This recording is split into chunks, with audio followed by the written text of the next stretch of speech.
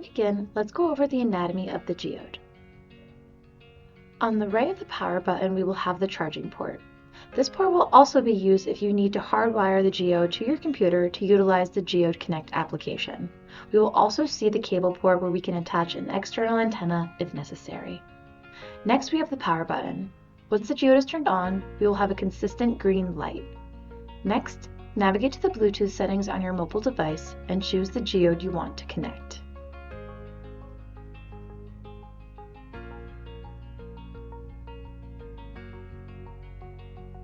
Once the geode is properly connected to Bluetooth, you will notice a solid blue light. Now that our mobile device and geode are properly paired, let's go into the Geode Connect app. You can click on the G icon in the top left and choose Change Device to pair a new geode receiver. The geode that you are currently connected to on your mobile device with a Bluetooth symbol similar to how we see here. Click the geode to connect. Once the geode is connected in Geode Connect app, you will begin to see GNSS metadata such as altitude, longitude, latitude, and other fields. You may notice that the orange satellite light on the geode is blinking. This is to signify that the geode is connecting to satellites, but it is not connecting to a correction source such as an RTK, NTRIP, or SBAS network. Once connected to one of those networks, you will see a consistent orange light glow next to the satellite icon.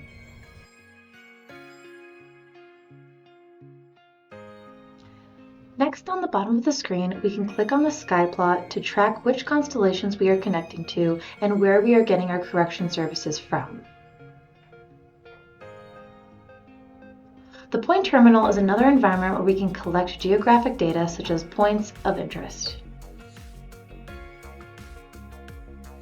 In the Terminal tab, we can take note of data such as log files. If we want to track, stop, or add a timestamp to this data, we can do so here.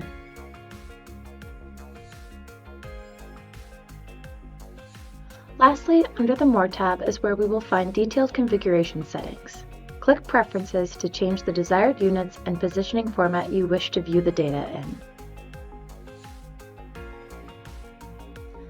Click the receiver configuration to create different profiles that can be configured and applied depending on the environment you are in. If we scroll all the way down and click on Advanced, we can edit our NEMA precision, mask angle, and correction sources. If you are interested in these advanced settings, contact us and we are happy to help choose the best options for your workflow. In most common workflows, we suggest that the correction source and SBAS settings are set to auto.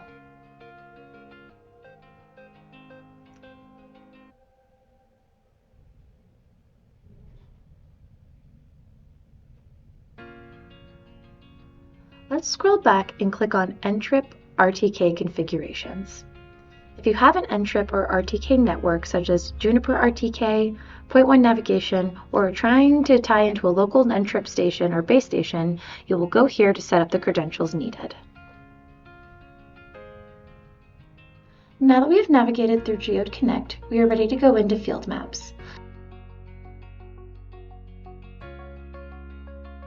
Click on the profile icon in the top left, and underneath the Location menu, click Provider. Right now, Field Maps is using the integrated GPS within the mobile device. To connect the geode, click Add Provider, then click Juniper Systems. If using a mount pole, we can input the antenna height here.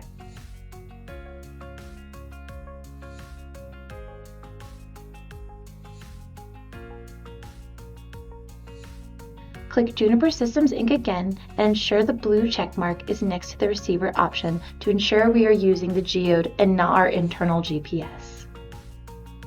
Next, click on Collection Settings. Here we can set details such as our accuracy. When applying this number, we are essentially saying that I need at least 30 feet of accuracy before I am able to collect my data.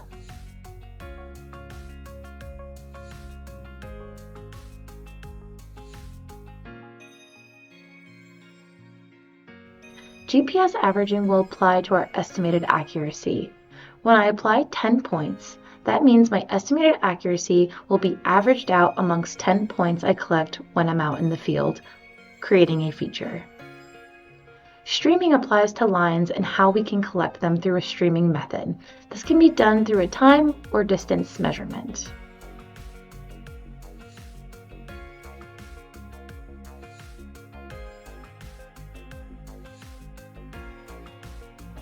Next, click on Units.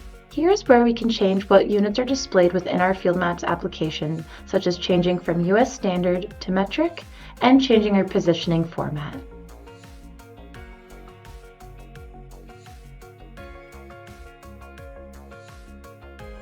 Now that we have all of our settings in GNSS receiver configured, we are ready to begin collecting data.